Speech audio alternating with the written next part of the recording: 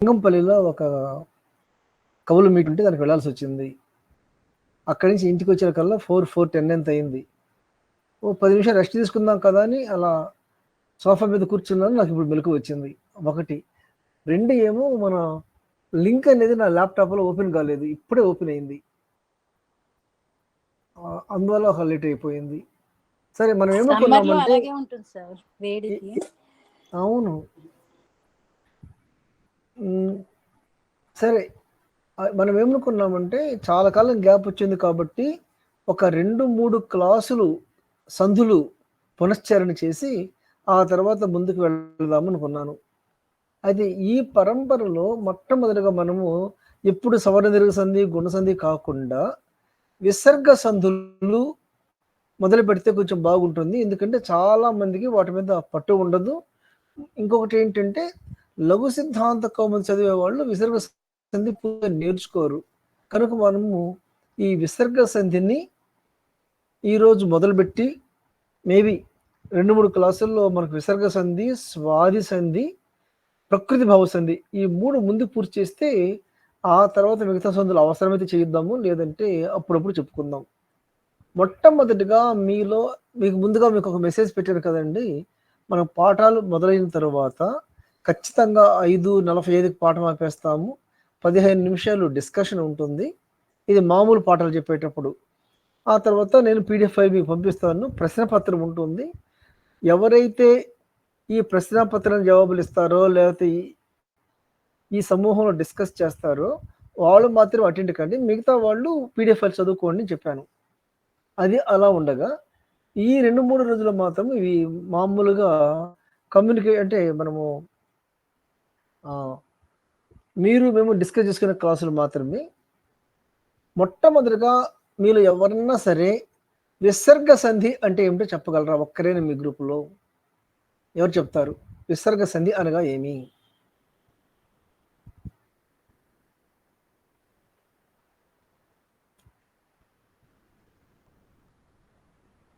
వినిపిస్తుందండి? అవును సార్, వినిపిస్తుంది. సరే, విసర్గ సంధి నామ కిం? విసర్గ స్థానంలో వేరే మార్పు జరిగేది విసర్గ సంధి. అది 4 రకాలుగా ఉంటుంది. ఏమిటి 4 రకాలు ఏంటి? సరే, విసర్గ లోపం జరగటం, విసర్గ సకారం అవటం, విసర్గ రకారం అవటం, విసర్గ ఉకారం అవటం. పర్లేదు. ఇప్పుడు కొంతమంది విసర్గ ఓకారం కావటము, విసర్గ రకారం కావటం, వీటిని స్వాది సంధులు అంటారు, విసర్గ సంధులు అనరు.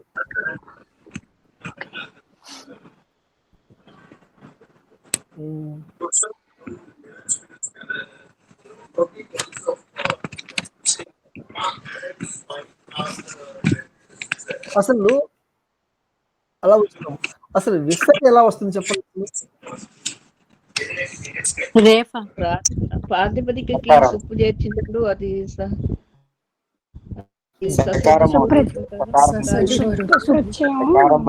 రేఫగా మారుతుంది. రేఫ్ వచ్చేసేసి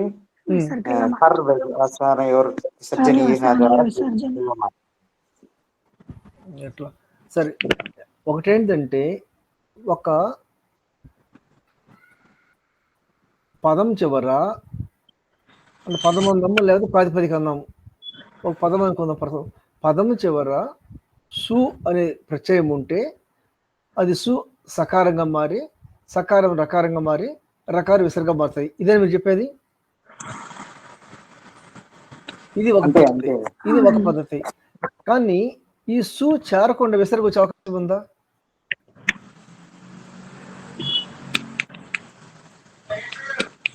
పదానికి సుప్రత్యయం, ప్రాతిపదికకి సుప్రత్యయం రావాలి కదా. కొన్ని ఏమవుతాయంటే ఇప్పుడు ఉచ్చైసిన శబ్దం ఉంది, ఇక్కడ సు వచ్చి లోపిస్తుంది. సు లోపించిన కానీ ఈ సకారం విసర్గగా మారుతుంది. అంటే మహోదయ విసర్గకి అచ్చు గాని హల్లు గాని పరమైనప్పుడు విసర్గగా మారుతుంది. ఇదే విసర్గ సంధి అంటారు. ఏంటమ్మా? విసర్గకు అచ్చు ఉమ్, గాని హల్లు గాని పరమైనప్పుడు ఉమ్. అది విసర్గగా మారుతుంది. దీన్నే విసర్గ సంధి.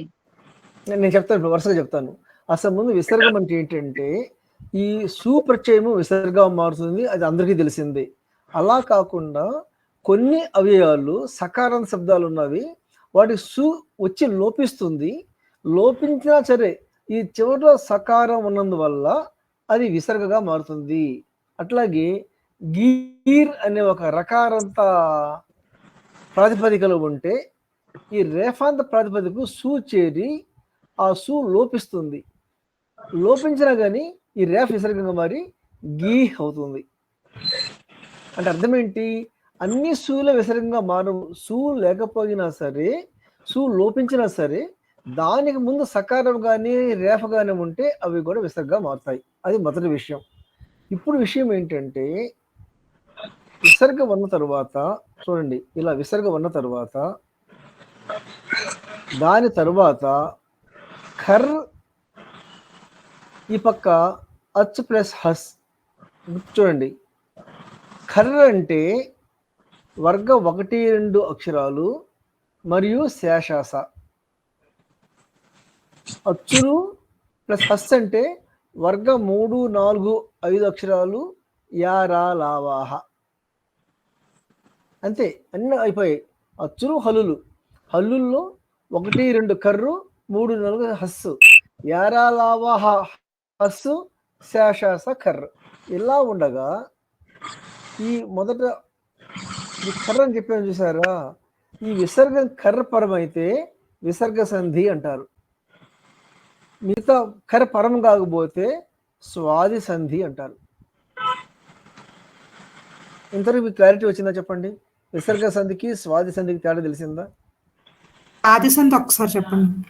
అదేనమ్మా, విసర్గ తర్వాత 1, 2 అంటే కాకా చాచా టాటా తాత పాప శేషాస పరమైతే విసర్గ సంధి అంటారు, లేకపోతే స్వాది సంధి అంటారు. అంతే.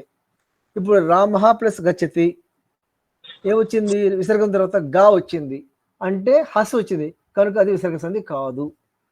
రామః ప్లస్ అయం అచ్చుపరమైంది కదా, అది కూడా విసర్గ సంధి కాదు. రామః ప్లస్ ఇవ అచ్చుపరమైంది, విసర్గ సంధి కాదు.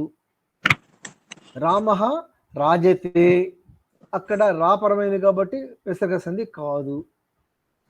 రామః సరతి సా వచ్చింది కనుక విసర్గ సంధి. అంటే విసర్గ తరువాత 1, 2 అక్షరాలు వర్గములోని 1, 2 అక్షరములు మరియు శాస పరమైతే ఏవైతే కార్యాలు జరుగుతాయో వాటిని మాత్రమే విసర్గ సంధి అంటారు, మిగతా వాటిని అనరు. మీలో అనుమానం ఎవరికంటే చెప్పండి. ఇప్పుడు కూడా విసర్గ అలాగే ఉంటుందండి? ఏమ్మా? విసర్గ అలాగే ఉంటుందా అప్పుడు అది తర్వాత విషయం ఏమవుతుంది మళ్ళీ చూసుకుందాం. మన ప్రశ్న అది కాదు. విసర్గ తరువాత వర్గ 2 అక్షరాలు కాక చాచా టాటా తాత పాప మరియు శేషాస ఈ 13 పరమైతేనే విసర్గ సంధి అంటారు, లేకపోతే అనరు. ఇంతవరకు మీకు అర్థమైందా అని? అలాంటప్పుడు మహోదయ మరి విసర్గ సంధిలో మనం అచ్చులు మృదు వ్యంజనాలు పరమైతే అని ఒక నియమం అవును, చెప్పుకుంటాం వాటి కదా. విసర్గ సంధి అనకుండా స్వాది సంధి అంటారు, అంతే, ఇంకేం లేదు. ఓకే. ఇప్పుడు మనకి పెద్ద నష్టం లేదు, విసర్గ సంధాన స్వాది సంధాన నష్టం లేదు. మన సిద్ధాంత కౌముది ప్రకారము కర్ర పరమైతే విసర్గ సంధి, కర్ర పరము కాకపోతే స్వాది సంధి అని పేరు పెట్టారు, అంతే. అన్ని విసర్గ, అందుకొని లఘు సిద్ధాంత కౌముదిలో అన్నిటినీ విసర్గ సంధులే అన్నాడు. మనం లఘు సిద్ధాంతకం చదువుకున్నాం కాబట్టి రామః ప్లస్ అయం, రామః ప్లస్ గచ్చతి అన్ని విసర్గ సంధులే మనకు. కానీ కొంచెం లోతుగా పోయి సిద్ధాంత కౌముది ప్రకారము ఆ విభేదన చూసుకుంటే కర్ర పరమైనప్పుడేమో విసర్గ సంధి, మిగిలినవన్నీ స్వాది సంధులు. అయితే మనం ఈరోజు ఏం చేస్తామంటే కర్ర పరమైతే ఏమవుతుందో చూద్దాం. ఒక్క నిమిషం.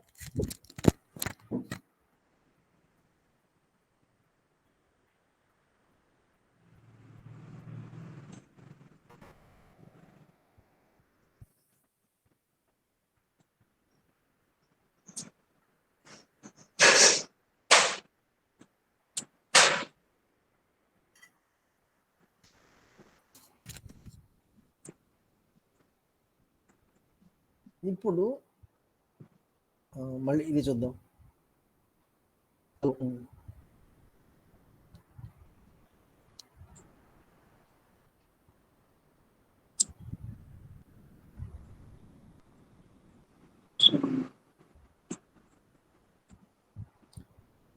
అచ్చా, మీ స్క్రీన్ కనిపిస్తుందండి? ఇంకా కనిపిస్తుంది. Okay okay. చూడండి, విసర్గ తరువాత ఈ కర్ర అంటే ఏమనుకున్నాం మనము? కర్ అంటే వర్గ 1, 2 అక్షరాలు. కాక, చాచా, టాటా, తాత, పాప, శేషాష. మొదటి సాధారణ నియమం అంటే అపవాద సూత్రము కాకుండా అతి సాధారణ సూత్రం ఏంటంటే కర్ర పరమైతే విసర్గ సాగా మారిపోతుంది. కర్ర పరమైతే ఏమవుతుందండి? విసర్గగా మారిపోతుంది. ఉదాహరణకి ఒక సాధారణ ఉదాహరణ తీసుకుందాము. రామ ప్లస్ తరాతి ఉంది. ఇప్పుడు ఈ విసర్గ ఏమవుతుంది చెప్పండి? ఈ తా అనేది కర్ర అక్షరం, సకారం అవుతుంది. రామస్తరతి అవుతుంది. రామస్తరతి అవుతుంది. Any doubt? అట్టే కాకుండా ఏమైంది,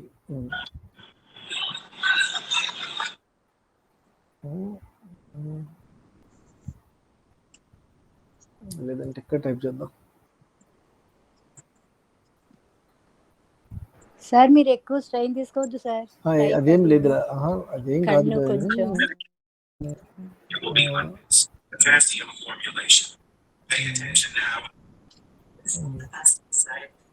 కొద్ది రోజులు ఏం కాదు, కానీ అయితే ఖాళీగా ఉంటాయని చెప్తాను, లేకుంటే లేదు. టైపింగ్ చేయకుండా ఏం కాదు, అలాగా నేను చూస్తుంది ఏంటంటే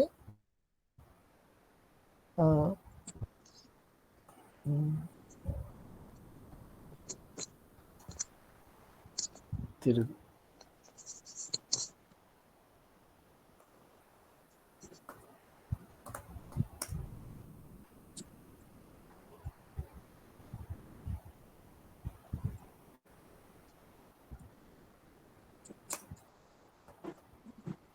రామ ప్లస్ ఖలు అన్నాం అనుకోండి. ఇప్పుడు ఏం కావాలి చెప్పండి రూల్ ప్రకారం? రామ ప్లస్ ఖలు అన్నప్పుడు ఏం కావాలి? ఏం కావాలంటే రామస్ ఖలు కావాలి. లెక్క ప్రకారం రామస్ ఖలు కావాలి. రామస్ ఖలు ఎందుకంటే ఇది నిత్య సంధి అన్నమాట. నిత్య సంధి అంటే ఏంటిది? వేరే మార్పులు జరగవు, ఇదే వస్తుంది అని. ఇది సూత్రం ఏంటిది? 8, 3, 34. ఇక్కడ చూసి కనిపిస్తుంది మీకు 8, 3, 34. చూడండి, విసర్జనీయస్య సహా ఖరి. ఇది సూత్రం 8, 3, 34. విసర్జనీయ సహా ఖరి. ఖర్ పరమైనప్పుడు విసర్గ స్థానంలో సహా వస్తుంది. కాబట్టి ఇక్కడ మనకు రామ ప్లస్ ఖలు ఉన్నప్పుడు రామస్ ఖలు రావాలి.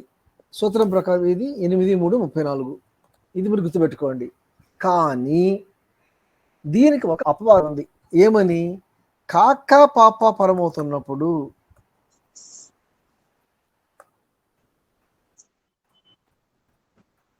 కాక పాప ఈ 4 పరమవుతున్నప్పుడు సకారం రాదు.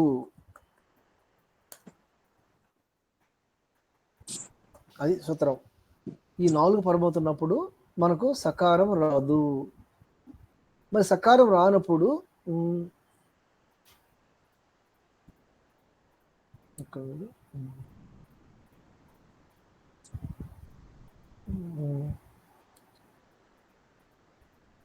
అక్క అపౌ అదేది ఒక్క నిమిషం.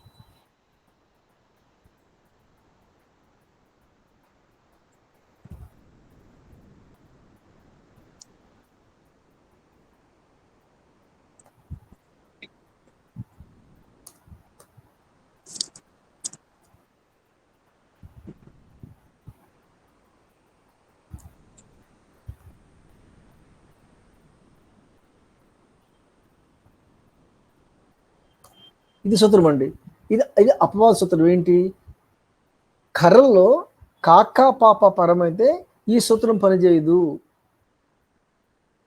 8:3:37 ప్రకారము కుప్పోహు అక్క అపవచ విసర్జనీయస్య అంటే అర్థం ఏంటంటే కేవలం కాకా పాప ఆ 13 మనవి కాకా చాచా టాటా తాత పాప శాషస 13 అనుకున్నాము. ఈ 13లో ఈ కాకా పాప ఈ 4 పరమైతే మనకి ఏమొస్తుందంటే విసర్గ లేదా జిహ్వామూల్యము లేదా ఉపధ్మానీయము.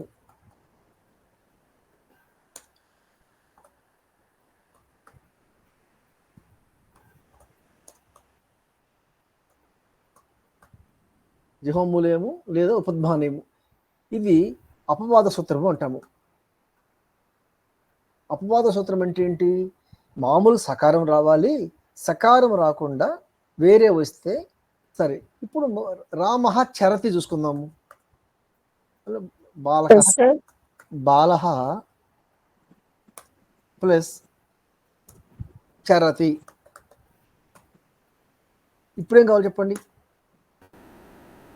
కాకా పాపాల అర్థము ఏం చెప్పుకున్నాము? విసర్గ రావచ్చు, దీన్ని వికల్పం అంటాము. విసర్గ లేదా జిహ్వామూల్యం కాబట్టి దీన్ని వికల్పము అంటారు. విసర్గ రావచ్చు మరియు జిహ్వామూల్యము లేదా ఉపధ్వనీయము ఈ రెండు రావచ్చు. ఏదైనా రావచ్చు అనమాట. ప్లస్ కాదు లేదా. విసర్గ లేదా జిహ్వామూల్యము ఉపధ్వనీయం రావచ్చు. అలా కాకుండా చరతి వస్తే ఏమొస్తుంది చెప్పండి? ముందు విసర్గ ఏమవుతుంది చెప్పండి?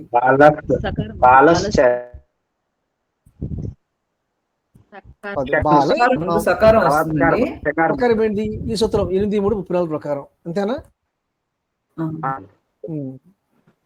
తర్వాత సకారం కాస్తాను షకారం కింద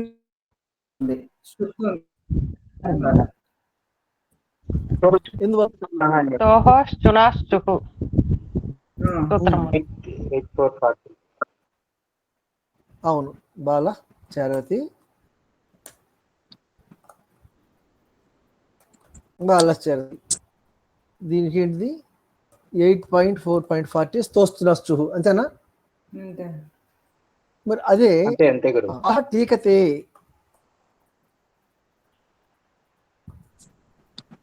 బాలః ప్లస్ టీకతే ఇదేమవుతుంది చెప్పండి? ఫస్ట్ బాలస్ టీకతే అవుతుందా? ఇప్పుడు ఏమవుతుంది? సకారం ఏమవుతుంది? బాలష్ టీకతే. ఇది 8:4:41. అంతేనా? దీని ప్రకారం బాలష్ టీకతే అవుతుంది. ఇప్పుడు మనం ఏం తెలుసుకున్నాము? కాకా పాప పరమైతేనేమో ఓకేనా విసర్గ కానీ జిహ్వామూల్యం కానీ వస్తుంది. చాచా టాటా తాత పరమైతే సకారం వస్తుంది. అది చాచా పరమైతేనేమో స్తోస్తునసు, టాటా పరమైతేమో స్టునష్టు, తాత పరమైతే సకారం అలాగే ఉంటుంది చెప్పుకున్నాము. ఇంకేం మిగిలాయి మనకు? శాశాస మిగిలాయి. అంతే కదా? ఇప్పుడు రామః సేమ్ ఎగ్జాంపుల్ తీసుకుందాము. రామః ప్లస్ సరతి. ఇప్పుడేమవుతుంది? రామసరతి అవుతుంది. అట్ ద సేమ్ టైం విసర్గ కూడా ఉంటుంది. రామః సరతి. మరి సరతి మరి ఇలా ఎందుకు వస్తుంది? మన పైన సూత్రం ప్రకారము 8:3:34 ప్రకారము కదా. 8:3:34 ప్రకారం ఏం రావాలనుకున్నాము చెప్పండి? 8:3 ప్రకారం సకారం రావాలి. అంతే కదా? 8:3 ప్రకారం సకారం రావాలి. కానీ 8:3:36 ప్రకారము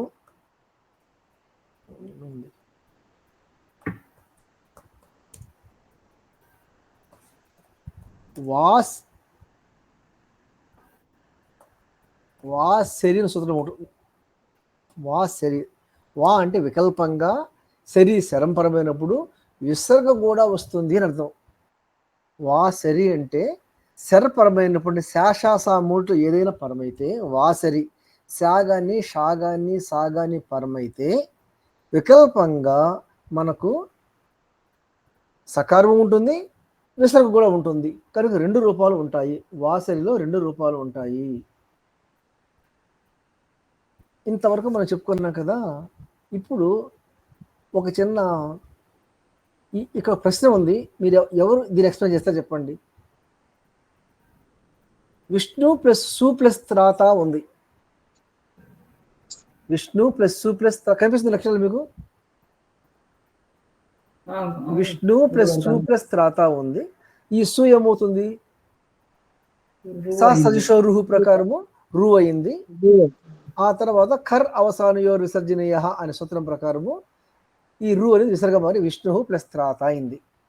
విసర్గంగా మారిన తర్వాత సకారం వచ్చింది కనుక, అంటే ఖరపరమైంది కనుక ఈ విసర్గ సకారంగా మారింది, విష్ణుస్త్రాత అయింది. అందరూ బాగుందా? ఇప్పుడు నా సందేహం ఏమిటంటే ఈ విసర్గము సకారంగా మారింది, మళ్ళీ ఈ సకారం మళ్ళీ విసర్గం మారాలి కదా. సకారం రేఫ విసర్గం కావాలి కదా. పదాంతంలో సకారం ఉంటే సా సజుషో రుహు ప్రకారము ఈ సకారం మళ్ళీ రేఫ కావాలి కదా. ఆ రేఫ మళ్ళీ విసర్గం కావాలి కదా. అర్థమవుతుందా? ఇప్పుడు తకారం ఉంది కాబట్టి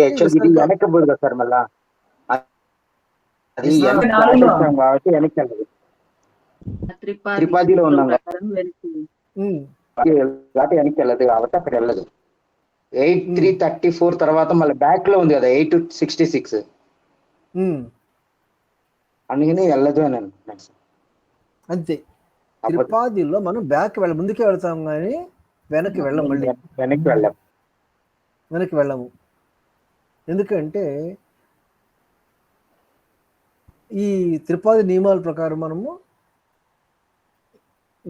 ఇదిగో విష్ణుస్త్రాత అన్నప్పుడు సశిషో రుహు ప్రకారము సకాలం ఋతుము రావాలి.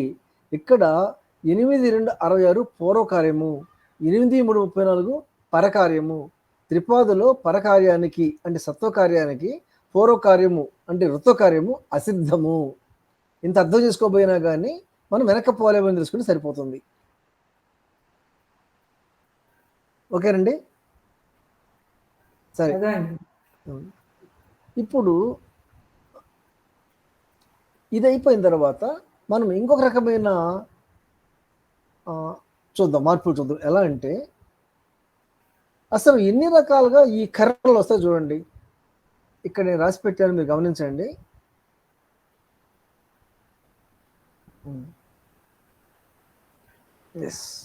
మొట్టమొదట విసర్గ కాకా పాప, ఇది మొదటి రకం. రెండోది చాచా టాటా తాత, ఇది రెండవ రకం. విసర్గ శాషస, ఇది మూడో రకం. నాలుగవది కర్రు ప్లస్ సెర్రు. కర్రు ప్లస్ సెర్రు అంటే క్షత్రియ, కకారమేమో కర్రు, తన షాపరమైంది, శరపరమైంది. ఇది కర్రు ప్లస్ సెర్రు. అట్ట కాకుండా సెర్రు ప్లస్ కర్రు, ముందు సకారం వచ్చి తర్వాత కర్రము. అలా కాకుండా విసర్గం తర్వాత పాస కల్ప కా కామ్య అనే 4 అక్షరాలు అవ్యం కాకపోతే వస్తే ఏమవుతుంది, అవ్యం అయితే ఏమవుతుంది, రేఫాంత పదం ఏమవుతుంది, ఇన్ను ఉంటే ఏమవుతుంది. ఇలా మొత్తం ఇవి 10 రకాల మార్పులు ఉన్నవి. ఈ 10 రకాల మార్పులు మీకు నోటీస్ పంపిస్తాను ఈరోజు మీకు. ఈరోజు కానీ ఇది 1 గంట తర్వాత పంపిస్తాను. మీరు రేపు చదువుకున్న తర్వాత ఈ 10 రకాల మార్పులు ఎలా ఉంటాయో రేపు మనము ఉదాహరణ పూర్వకంగా చూసుకుందాం మనము. దానివల్ల మనకు లాభం ఏంటంటే అసలు కేవలం కాకా పాపలే 10 రకాలుగా ఎలా వస్తాయి, ఇన్ని మార్పులు ఎందుకు జరుగుతాయి అనేది చూద్దాము.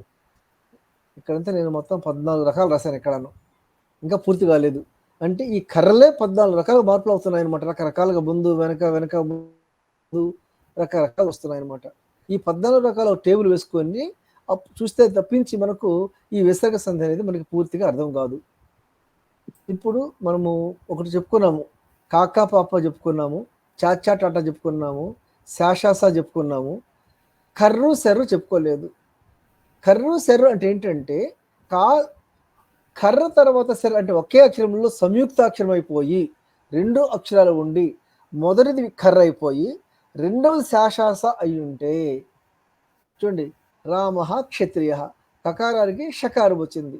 ఇలా జరిగినప్పుడు విసర్గం మాత్రమే నిత్యంగా వస్తుంది, సత్వం రాదు, జిహ్వామూల్యం రాదు, ఉపద్మానయం రాదు. ఇది ఒక ప్రత్యేకించిన సందర్భం అనమాట. విసర్గ తర్వాత కర్ర తర్వాత సెర్రు వస్తే 3 ఉదాహరణలు ఇచ్చాడు ఇక్కడ. కహా ప్లస్ సరుహు తకర సకారము, అద్భి ప్లస్ శాతం పకారానికి సకారం. ఇలా సంయుక్తాక్షరం అయ్యి సంయుక్తాక్షరములో మొట్టమొదటిది కర్రు, రెండవది సెర్రు అయినప్పుడు సకారము రాదు, జిహ్వామూల్యం రాదు, ఏది రాదు, కేవలము విసర్గం మాత్రమే వస్తుంది. అదే రివర్స్ అయ్యి ముందు సెర్రు తర్వాత కర్ర అయితే మొత్తం 3 రూపాలు వస్తాయి. 3 అంటే ఏంటి? విసర్గ వస్తుంది, విసర్గ లోపం వస్తుంది, సెర్రు కూడా వస్తుంది. మరి విసర్గ లోపం ఎలా వస్తుంది చూడండి.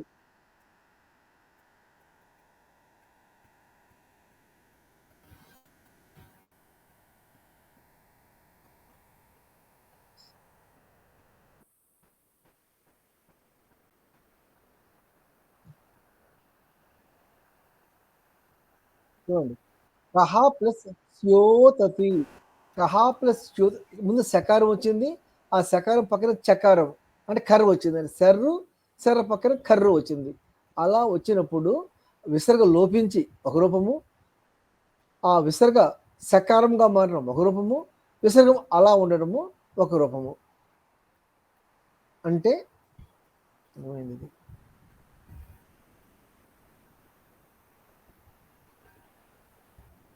ఇప్పుడు స్థా ఉందనుకోండి, స్తవనీయ, కహ రామ,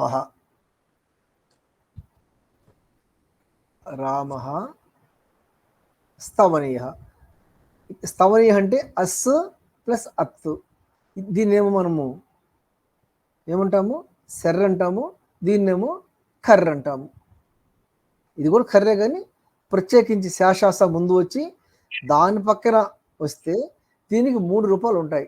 మొదటి రూపము విసర్గ లోపము అంటే అప్పుడేమవుతుంది? రామ స్తవనీయ అవుతుంది. రెండవది విసర్గ తర్వాత అక్షరంగా మారిపోతుంది, రామస్. పక్కన సకారం ఉంది కాబట్టి ఇది కూడా విసర్గ సకారంగా మారి రామస్ స్తవనీయ అవుతుంది. మూడో మార్పు ఆ విసర్గం అలాగే ఉంటుంది, రామ స్తవనీయ అవుతుంది. రామ స్తవనీయ అవుతుంది. ఈ విధంగా మనకి 3 రకాల మార్పులు వస్తాయి.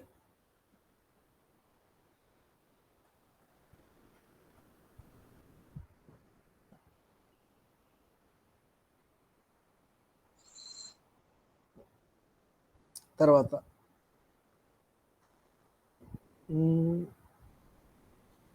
విసర్గం తర్వాత పాశ, కల్ప, కామ్య అనే 4 పదాలు వస్తే, ఈ 4 ప్రత్యయాలు యాక్చువల్గా ఈ 4 ప్రత్యయాలు వస్తే అప్పుడు ఏమవుతుందంటే జిహ్వామూల్యం కానీ లేకపోతే విసర్గ కానీ రాకుండా సత్వం మాత్రమే వస్తుంది. మనకేం రావాలి? కాకా పరమైతే జిహ్వామూల్యం రావాలి, విసర్గన రావాలి. అది మా సాధారణ సూత్రము.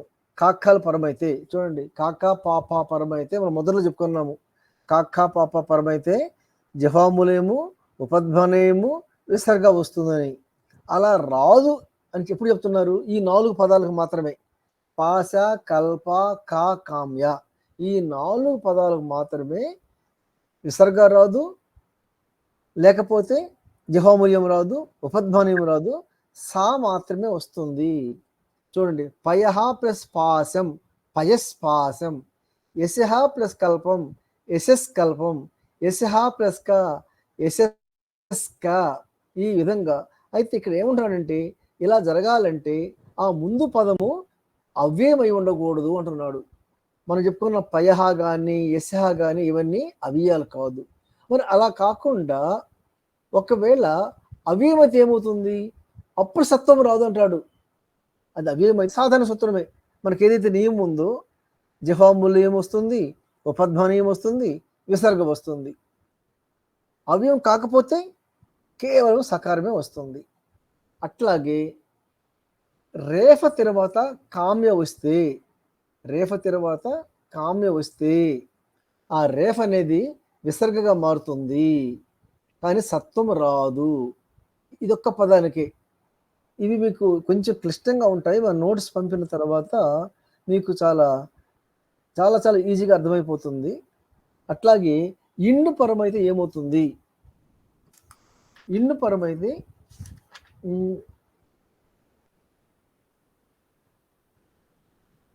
సేమ్ కల్ప, కావ్య, ఈ 4 పదాలు దాని ముందు ఇన్ను వస్తే ఎలా చెప్పాలంటే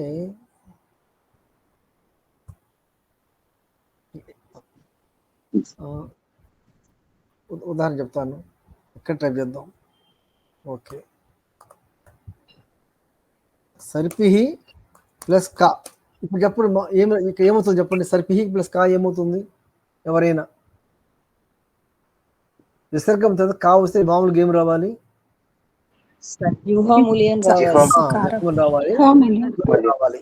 కానీ ఇక్కడ ఏమంటున్నాడంటే కల్ప, కామ్య, కా ఈ పరమైనప్పుడు ఆ 4 మాత్రమే, కల్ప కానీ కామ్య కానీ ఈ 4 పరమైనప్పుడు ఏమవుతున్నాయంటే ఆ విసర్గం సకారంగా మారుతుంది అంటున్నాడు కంపల్సరిగా. సర్పిస్ ప్లస్ కా. ఇప్పుడు ఏమంటున్నాడంటే ఆ విసర్గం ముందు ఒకవేళ ఈ ఉంటే, ఇకారం ఉంటే, అంటే అకారం కాకుండా మిగతా ఏ అచ్చైన ఉంటే, అకారం తప్పించి ఏ అచ్చైన ఉంటే సకారం రాదు, షకారం వస్తుంది అంటున్నాడు. సరే పిష్క అవుతుంది. ఇప్పుడు అంటే అకారం ఉంటేనేమో సకారం వస్తుంది, అకారం కాకుండా వేరే ఉచ్చారం అయితే షకారం వస్తుంది. ఇప్పుడు ఇలాంటివి చెప్తాను. సర్పిహి ప్లస్ కామ్యతి. ఇప్పుడు ఏం కావాలి చెప్పండి?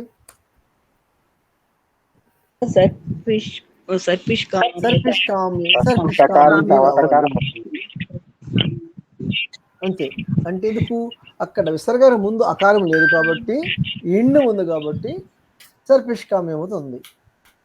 అట్ట కాకుండా నమస్సు పురస్సు శబ్దాలు ఉన్నాయి. ఈ నమస్సు పురస్సు శబ్దాలు ఉన్నప్పుడు విసర్గ స్థానంలో సత్వం మాత్రమే వస్తుంది. కాకా పాప పరమైనప్పుడు జిహ్వామూలయం ఉపధ్మానీయాలు రావు. నేను ఇక్కడ రాస్తాను క్లియర్గా. విసర్గ స్థానంలో సత్వం వస్తుంది, జిహ్వామూలయము ఉపధ్మానీయాలు రావు. ఎగ్జాంపుల్ నమః ప్లస్ కరోతి, నమః ప్లస్ కరోతి ఏమవుతుంది చెప్పండి? నమస్కరోతి. నమస్కారం. ఎందువల్ల చెప్పండి? సకారం. అంటే కా పరమైనా సరే, చూడండి, కా పరమైనా సరే నమస్సు శబ్దం ముందుంది కనుక, నమస్సు శబ్దము పురస్ శబ్దము ఉన్నప్పుడు సకారం మాత్రమే వస్తుంది, విసర్గం రాదు, జిహ్వామూల్యం రాదు, ఉపధ్మానీయం రాదు అంటున్నాడు. ఓకేనా?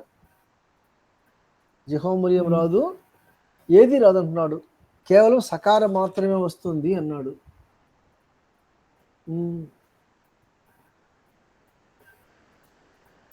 ఇప్పుడు పురహ ప్లస్ కరోతి ఏమవుతుంది? పురస్కరోతి. పురస్కరోతి. పురస్కరోతి. ఇంతవరకు బాగుంది. అట్ట కాకుండా మనకు ఒక శబ్దం ఉంది, పుర్ అనే ఒక హలంత శబ్దం ఉంది. హలంతం. ఈ శబ్దానికి ఏమొస్తాయంటే మనకు పూహు,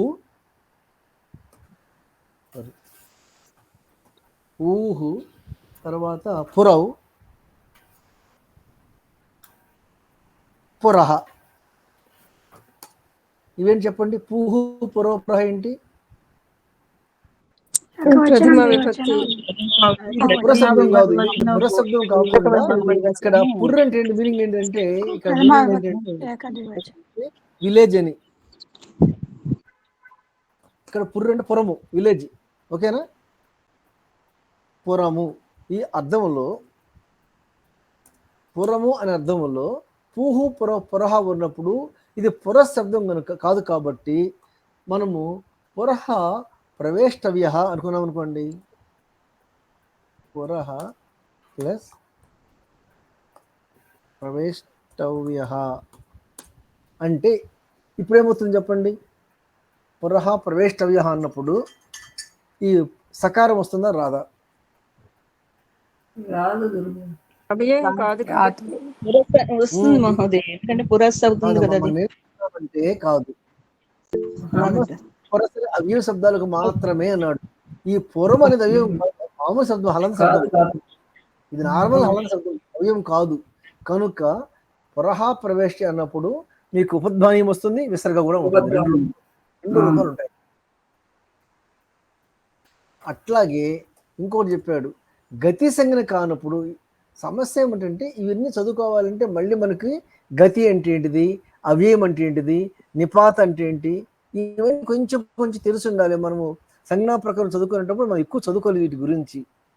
కానీ మామూలుగా సంస్కృత వ్యాకరణం నేర్చుకునే వాళ్ళకు ఈ శబ్దాలు తెలిసి ఉండాలి. అసలు అవ్యయం అంటే ఏంటిది, గతి ఏంటి, నిపాతం అంటే ఏంటి అనేది. సరే, మనం ప్రస్తుతానికి గతి అంటే ఏంటంటే క్రియ పక్కన ఉంటే, అవ్యయానికి క్రియ పక్కన ఉంటే గతి అని అర్థం చేసుకుందాం. టైం బియ్యం అంటే ఒక అవ్యయం ఉండాలి, ఒక క్రియ ఉండాలి, అది నిపాతం అవుతుంది, గతి అవుతుంది అని గుర్తుపెట్టుకుందాము. అప్పుడు గతి సంజ్ఞ లేనప్పుడు, అది అవ్యయం కానప్పుడు అప్పుడు ఏమవుతుంది? ఆ పాప పరమైతే విసర్గ స్థానంలో సత్వము రాదు. ఇది పని చెప్పి ఈ ఉదాహరణ అనమాట. ఇక్కడ చెప్పాను చూసారా? అది కాకుండా ఇకారము లేదా ఉకారం ఉపదిగా గల ప్రధాన విభక్తులు లేని పదము చివర ఉన్న విసర్గ అంటే ప్రత్యయ అవ్యయము కాకుండా భిన్నంగా ఉన్నప్పుడు కూడాను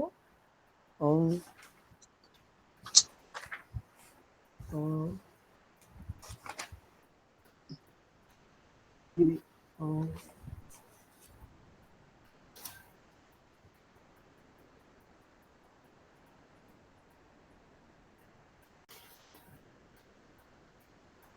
ధన్హు ప్లస్ కరోతి ఏమవుతుంది చెప్పండి? ధను ప్లస్ ధనుష్ కరోతి అవుతుంది. ఇందువల్ల విసర్గక ముందు ఇకారము గాని ఉకారం గాని ఉన్నప్పుడు సకారం షకారంగా అవుతుంది. మనము ఈరోజు ఈ పాట ఇంతటితో ఆపేసి మీకు నోట్స్ ఈ మొత్తం ఈ కర్ర పరమైనప్పుడు వచ్చే మార్పులు మొత్తం మీకు ఒక రేపు ఉదయానికల్లా పంపిస్తుంది. ఎందుకంటే కొన్ని మార్పులు చేయాలి, చేసి రేపు మార్నింగ్ పంపిస్తే మీకు ఈజీగా అసలు ఈ కర్ర ఎన్ని రకాలుగా వస్తుంది, ఎందుకు వస్తుంది, వాటి ఎలా గుర్తుపట్టాలి, ఆ పట్టిక మీకు చాలా ఈజీగా అర్థమైపోతుంది. దీని ప్రకారం ఫ్యూచర్లో మనము విసర్గ సుందరుడి కాక పాప శాశాస పరమైన జరిగే అన్ని మార్పులు కూడా మన మైండ్లో ఉండిపోయే అవకాశం ఉంది. ఇది ప్రారంభ పాఠం కాబట్టి అది కూడా కాకుండా మీకు సంతులతో కొంత పరిచయం చేయాలని మనం ముందుకు పోతున్నాం కాబట్టి ఈ పాఠం ఇంతవరకు ఆపి మరో 10 నిమిషాల సమయంలో నేను మీకు మొదట్లో చెప్పాను ఈ 3 క్లాసులు, ఎందుకంటే నాకు కొంచెం హెల్త్ పూర్తిగా సక్రమంగా వచ్చే వరకు మనము డిస్కషన్ లాగా పెట్టుకుంటూ పాఠాలు అంటే కంటిన్యూ చేస్తూ ప్లస్ నాకు స్ట్రెయిన్ లేకుండా ఉంటే మేబీ ఒక 2-3 వారాల తర్వాత మనము రెగ్యులర్గా పాఠాలకు వెళ్ళిపోవచ్చు. సరే, ఇంతవరకు క్లాస్ ఉంటుందండి. ఎప్పుడమ్మా? సోమ, బుధ, శుక్ర ఈ 3 రోజులు ఉంటుంది. ఆల్టర్నేటివ్స్ ఆల్టర్నేట్ డేస్ అంటే ఆల్టర్నేటివ్ సోమ, బుధ, శుక్ర అట్లా. శుక్రవారం తర్వాత మళ్ళీ ఆల్టర్నేటివ్ సండే అవును, అదే. ఓకే, 3 రోజులు మాత్రమే. ఇప్పుడు మీకు డౌట్లు అడగండి ఎవరైనా కానీ. ఇప్పుడు ఈ అపవాదాలకు కూడా సూత్రాలు చెప్తారా? ఏదమ్మా? ఈ అపవాదాలకు కూడా సూత్రాలు చెప్తారా? ఇప్పుడు ఈ మనకి అవ్యయాలకి రాకపోవడం. నేనేం చేస్తానంటే ముందు కర్ర చేస్తాను. కర్ర పూర్తి అయిపోయిన తర్వాత ఇంకేం మిగిలాయి? అచ్చులు, హస్సులు మిగిలాయి. అంటే ఈ కర్రల్లో కొన్ని అపవాద సూత్రాలు వచ్చాయి కదా, కొన్ని ఎక్సెప్షన్స్ వచ్చాయి కదా, మీకు మొత్తం చెప్తాను, కర్రకు సంబంధించి A to Z చెప్తాను నేను. దానికి కూడా సూత్ర నెంబర్లు ఇస్తాను. మొత్తం నెంబర్లు ఇస్తాను, ఖచ్చితంగా నెంబర్లు ఉదాహరణలు కూడా ఇస్తాను. ఏ సూత్రం నెంబరు, ఏ ధన్యవాదాలు. ఉదాహరణ, లేకపోతే గుర్తుండవు కదా. అదే ధన్యవాదాలు. ఆ టేబుల్ మీకు ఇస్తాను, చిన్న టేబుల్ ఇస్తాను. ఆ టేబుల్ చూసుకుని ఆ కింద ఎగ్జాంపుల్స్ కూడా ఇస్తాను మీకు, లేకపోతే అర్థం కాదు మనకు. అలాగే మహోదయ. సరే, వాణి గారు రికార్డ్ చేస్తున్నారా అండి? ఇది అవసరం లేదనుకుంటారు. ఈ 2-3 క్లాసులు రికార్డ్ అవసరం లేదనుకుంటారు. మనం పూర్తి పాఠంలోకి వెళ్ళటం లేదు కదా, ఇది డిస్కషనే కదా. ఉండండి గురువు గారు. వాణి గారు ఉన్నారా? ఉన్నారు. ఇందులో అయితే కనబడ్డారు. చేస్తున్నాను మేడం. ఓకే అండి, సరే, ధన్యవాదాలు. సార్ నోట్స్ తో రికార్డింగ్ కూడా పెడితే చాలా ఉపయోగంగా ఉంటుందండి. అదే అందుకే రికార్డింగ్ నెక్స్ట్ క్లాస్ కొంచెం సిస్టమేటిక్ గా ఉందాము. ఈ రోజు వరకు చెప్పండి, మనకు ఒక 8 నిమిషాలు టైం ఉంది. ఎందుకంటే మనం ఇప్పుడు నుంచి సమయపాలన చేసుకుందాము. అంటే ఈ రోజు కుదరలేదు, కానీ నెక్స్ట్ క్లాస్ నుంచి ఖచ్చితంగా నేను 5 గంటల ముందే ఉంటాను. 5 నిమిషాలు 2 నిమిషాలు ముందుగానే 6 క్లోజ్ చేసుకుందాం. మీకు డౌట్స్ చెప్పండి. చాలా కాలం గ్యాప్ వచ్చింది కాబట్టి ఎలాంటి డౌట్స్ అయినా సరే, ఒకటి లేదు డౌట్స్ మాకేమీ లేవు ప్రస్తుతానికి అలా కాదంటే, ఇది నాకు చాలా గ్యాప్ వచ్చింది కాబట్టి నాకు మీరు ఒక్కొక్కరి గురించి ఒక్కొక్క లైన్ చెప్పేస్తే నేను మీ గురించి రాసుకుంటాను. ఐడియా ఉంటుంది ఎవరు 80 క్లాస్ వర్షెంట్ అవుతున్నారని. నేను అడుగుతాను, మీరు చెప్పండి. నాకు కనిపించే వాళ్ళ మొట్టమొదట శ్రీపాద శ్రీదేవి గారు కనిపిస్తున్నారు. శ్రీపాద శ్రీదేవి గారి గురించి మీకు అంతా తెలుసు గురువు గారు. అదే అంత తెలిసేదేమి, కానీ ఆమె ఇప్పుడు లండన్ లో ఉంటున్నారు, అంతేనా? అంతే గురుగారు, అంతే. ఆమె లండన్ లో ఉంటున్నారు, సంస్కృతం బాగా వచ్చు, ఒకటి అయిపోయారు. 2 లక్ష్మి NRS అని కనిపిస్తుంది. వాళ్ళ అసలు పేరు ఏంటండి? లక్ష్మి NRS అండి. అంటే రుక్మిణి అంతేనా? లక్ష్మి NRS ఏనా? అంటే రుక్మిణి శ్రీలక్ష్మి అండి. R అంటే రుక్మిణి, S అంటే Sri, N surname. Okay, N surname Rukmini Srilakshmi. Hyderabad అండి. ఇక్కడ సఫల్ నేరేడ్మెట్ అదే. ఓకే, అంతా చాలండి, అంతకంటే ఎక్కువ అవసరం లేదు. మీరు ఇంటరాక్షన్ అవుతారు కదా, మీరు అవుతున్నారులేండి. 3 ఇంకో పేరు ఏంటంటే రంజనా శర్మ. ఎవరండి రంజనా శర్మ? ఎవరు? మహోదయ, నా పేరు శివరంజని అండి. శివరంజనినా?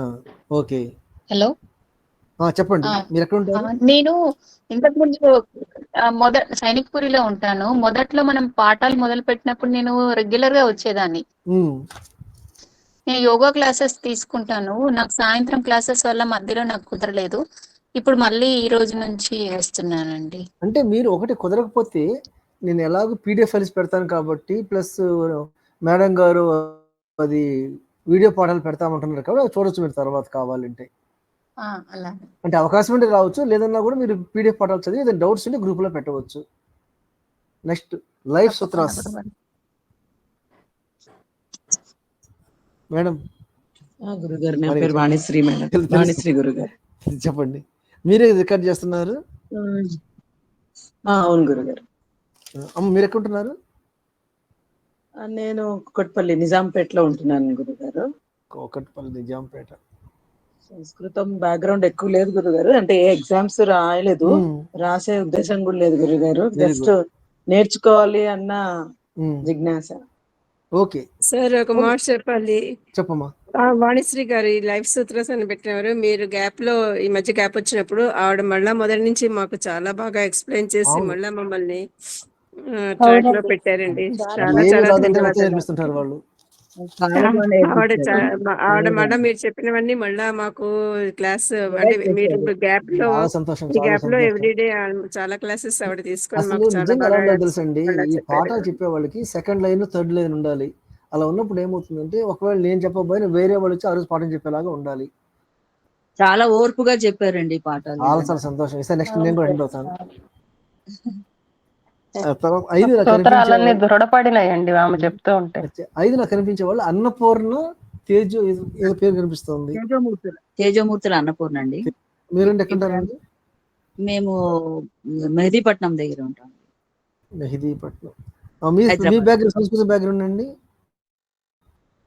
సాంస్క్రిట్ ఎంఏ చేస్తున్నానండి ఇప్పుడు. ఎంఏ సాంస్క్రిట్ ఎక్కడండి? ఫస్ట్ సెమిస్టర్ స్టార్ట్ చేసాము. Okay okay good. చాలు చాలు అంతా.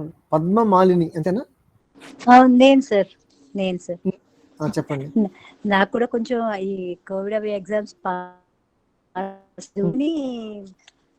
ఏమి అయితే చెప్పలేదు సార్. నన్ను మాత్రం మా ఆంధ్ర సైడ్ అంటారు ఆటలు అట్టిపండని. అలా దయచేసి వదిలేయమని వదిలేదు కదా. చెప్తాను. మేము ఉండేది నల్లకుంట సార్, విజయనగరం దగ్గర. నేను అదే సురభారతి క్లాసెస్ అటెండ్ అవుతూ ఉంటాను దగ్గర కాబట్టి ఇక్కడే సార్. నేను అర్థమవుతామని చెప్తాను సహజంగా, కాబట్టి చెప్పకపోయినా కూడా ఇంకా నాకు డొమెస్టిక్ ప్రాబ్లమ్స్, హెల్త్ ప్రాబ్లమ్స్ అన్నీ ఉన్నాయి. Okay okay. దీని ప్రకారం